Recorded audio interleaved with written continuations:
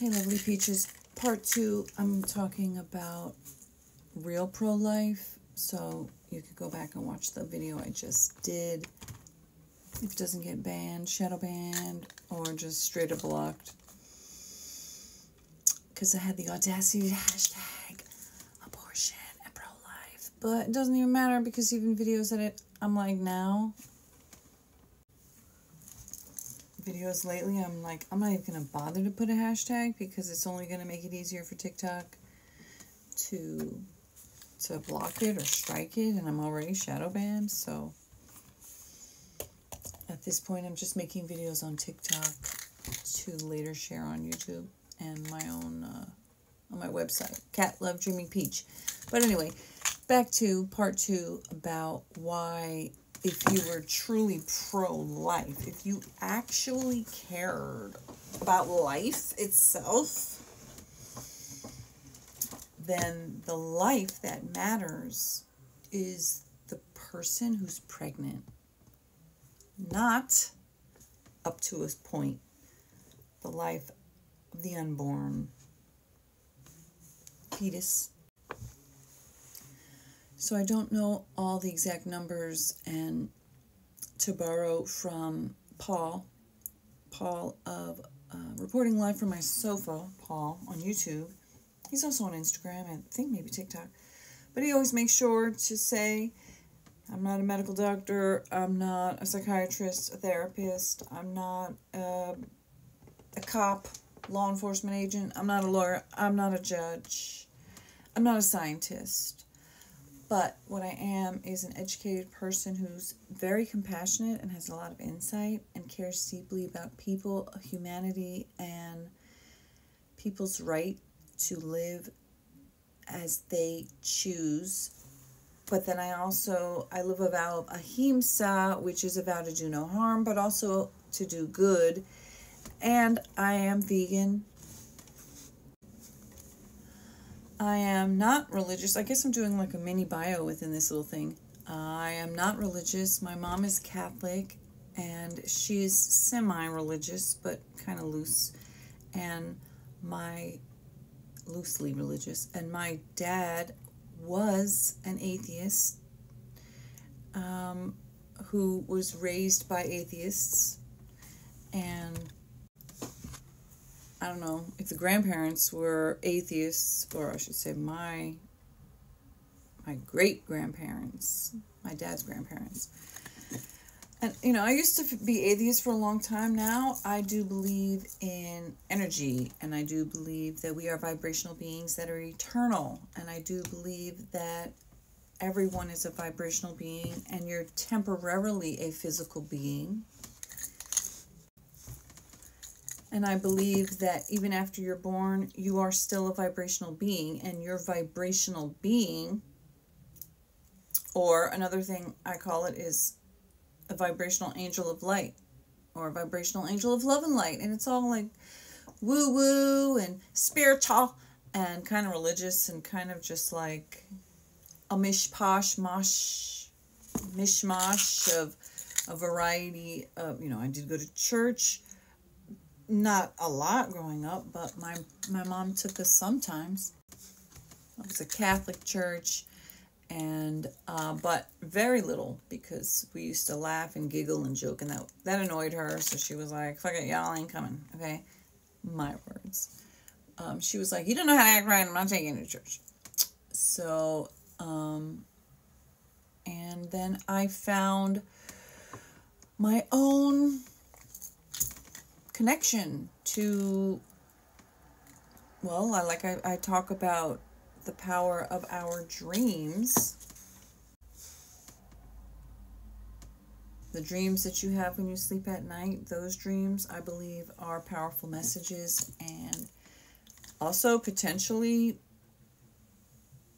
like a visual portal, a message to a potential future. I don't believe it's like telling the future, because the future has not happened yet. So the future is a variety of potentials. And I personally do believe that we have free will. I believe that everyone has free will. I do believe that we can manifest our reality, that we do manifest our reality. I don't, however, believe, like some people, some really off the wall people talk about, that you can manifest any reality you want to regardless of circumstances, and I believe that that's total BS. But what I do know is that we do have the power to make our own choices, and our most powerful power is within our inherent ability, whether we know it or not, or whether we give it away to somebody else or not. Whether that's a concept of like a God, or give it away to your parents, or give it away to your boyfriend or your girlfriend, or give it away to your spouse, or give it away to your boss, or give it away to your society, or give it away to the norms that whatever culture you believe is the one that you're supposed to fit into believes. And so a lot of people give away their ability, their right, what I believe is your right to make choices, and to make the choice of why you're making a choice. So this video has kind of spiraled into a thought stream of consciousness, but if you're following what I'm saying, this is actually going somewhere. There's a path, a logical path, or kind of a bird's eye view, looking at it, perspective of not just religious, not just spiritual, not just physical, not just Catholic, not just Christian, not just Judaism or Islam or Hinduism or Sikhism, or how many more religions can I name? I don't have a lot of time left. Or secularism or traditionalism or nationalism or fascism or capitalism, or a variety, Modge Podge, like I said. Modge Podge, Marge, a barge, a mixture.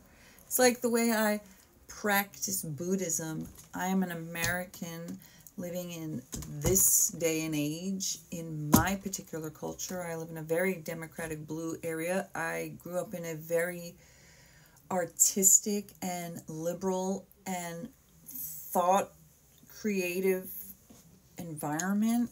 And although my dad was progressive and open-minded in many ways, such as being a white man who back in 1976 got married to a black woman when it had only been legal in this country to marry a black man marrying, a white man marrying a black woman. That was only legal for 10 years at the time. And his mother, my grandma, who I never got to know because of the fact that she said some racist shit to him, like, you did what? It's fine to work with them and be friends with them, but, oh my God, not marry them and have babies. Okay. And he was like, oh, really then? That's how you feel? Bye-bye, motherfucker.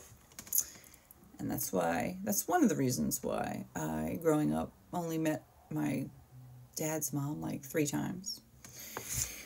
Because he was like, fuck that. I ain't fucking around with that. And, anyway, I got way off the track. But the whole point that I was really trying to say is that life is a very diverse and varied thing. And the power to make our own choices is our inherent power to manifest the life that we want. And the fact is that when people talk about they care about the life, these are often the same people who want to cut social services, who want to cut, welfare and food stamps and the ability for people to get financial assistance from government programs for themselves and their young children or their children. And then at the same time, they want to talk about the sanctity of life, but then you want to forget about the person who's pregnant has the right to make the choice. They have the power to choose why they do something, and they have the power to decide what their reasons are. So for you, it might be religious and financial and body and relationship status and responsibilities and da-da-da-da. But for somebody else, it might be other completely different priorities, which is the power that they have. You have the power to decide what your reasons are and to make your choices based on your own reasons that you've decided matter. And hopefully they'll be good ones. But when it comes to choosing to have a baby, it's up to